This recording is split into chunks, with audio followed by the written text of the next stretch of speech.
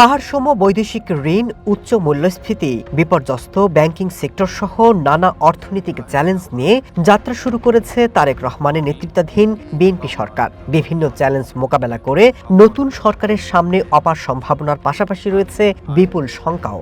বার্তা সংস্থা রয়টার্সের এক প্রতিবেদনে উঠে এসেছে এমন তথ্য।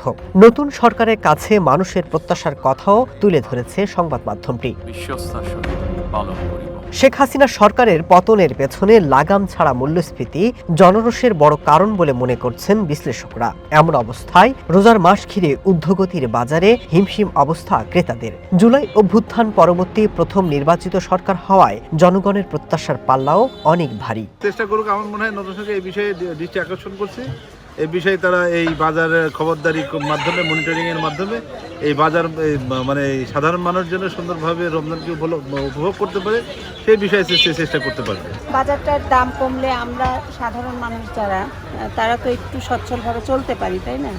এটা একটু দেখা প্রয়োজন। আওয়ামী লীগ সরকারের ক্ষমতাচ্যুত হওয়ার আগে দেশে মূল্যস্ফীতি বাড়তে বাড়তে 11.66% পৌঁছেছিল। জাতিসংঘের তথ্য বলছে দক্ষিণ এশিয়ার দেশগুলোর মধ্যে বাংলাদেশের সবচেয়ে বেশি মূল্যস্ফীতি বিরাজমান। সর্বোচ্চ মূল্যস্ফীতির দিক থেকে 2025 সালে বাংলাদেশ শীর্ষে ছিল।